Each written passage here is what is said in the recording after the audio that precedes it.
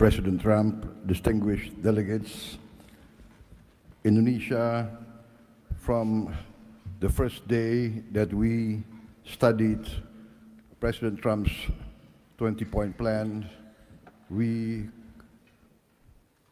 completely agree and we are fully committed to this plan, and that is why we joined the Board of Peace. We are committed to its success. We know there will be a lot of obstacles, there will be a lot of difficulties, but we are very optimistic with the leadership of President Trump.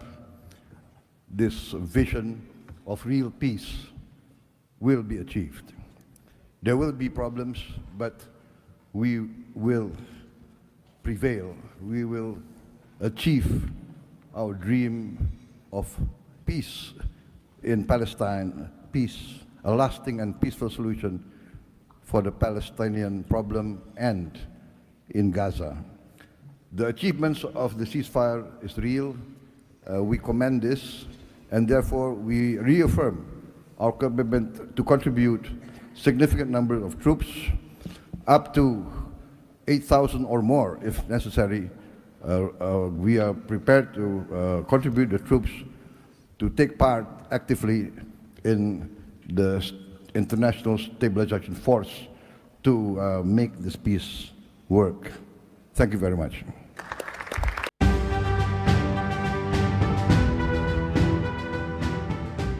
Presiden Republik Indonesia Prabowo Subianto menghadiri rapat perdana Board of Peace penanganan Gaza yang diinisiasi Presiden Amerika Serikat Donald Trump di Washington DC, Amerika Serikat.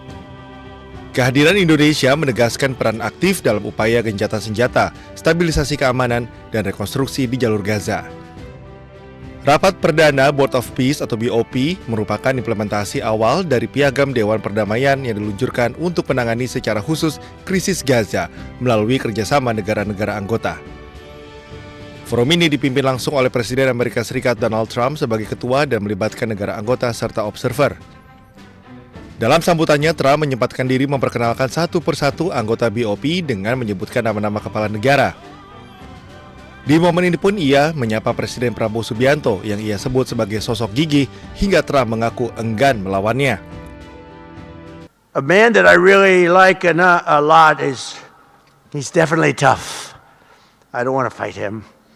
President Prabowo of Indonesia, thank you very much. Please.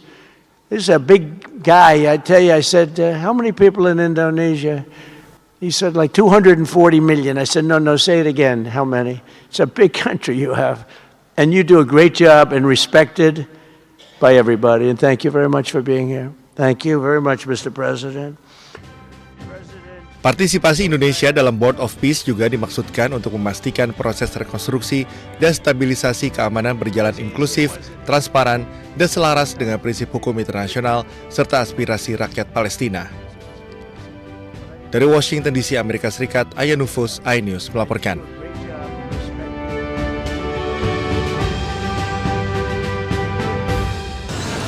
Dengan hormat yang bertanda tangan di bawah ini, nama Didi Putra Kuncoro, SIK MSI, pangkat garing NRP AKBP garing 7903 1391. Tempat tanggal lahir Kediri 30 Maret 1979, umur 46 tahun. Alamat Taman Royal Arum, Kelurahan Poris, Kecamatan Cipondoh, Kota Tangerang, Banten. Dengan ini menyatakan, 1. Bahwa saya menyatakan saya tidak pernah memerintahkan kepada saudara AKP Maulangi, SHMA, mantan Kasat Res Narkoba, Polres Bima Kota, untuk meminta uang kepada seseorang yang bernama Ko Erwin.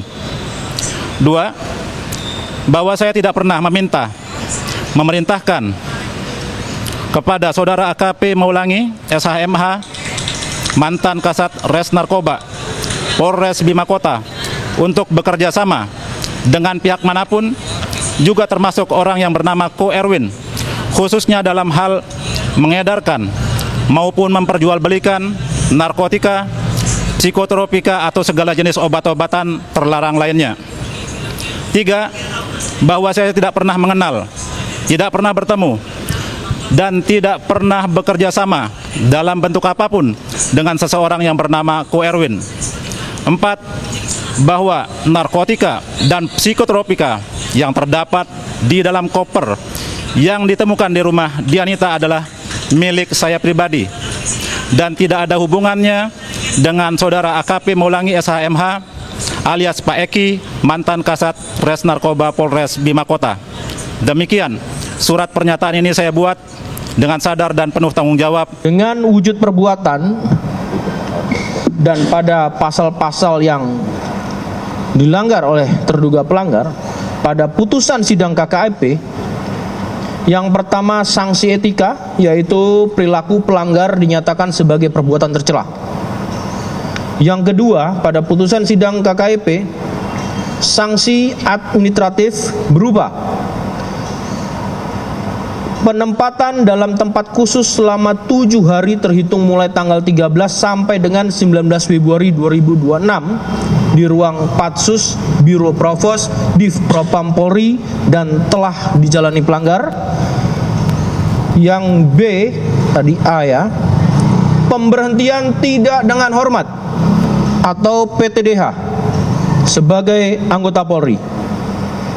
Atas putusan tersebut, pelanggar di hadapan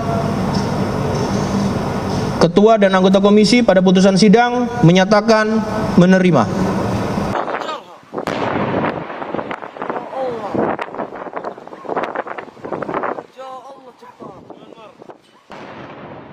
Tentara pendudukan Israel melancarkan serangan udara di kota Beit Umar, utara Hebron, tepi barat Palestina.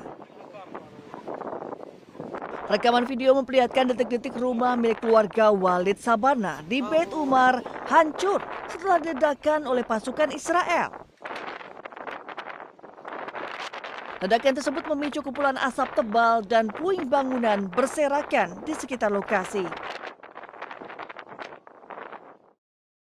Tak hanya melakukan serangan udara, pasukan pendudukan Israel juga terus melakukan penjarahan dan penahanan terhadap sejumlah warga Palestina. Dalam kondisi mata ditutup, sejumlah warga Palestina digiring masuk ke kendaraan militer Israel. Situasi ini terjadi di awal bulan Ramadan, bahkan setelah kesepakatan gencatan senjata antara Israel dan Hamas pada Oktober 2025 lalu.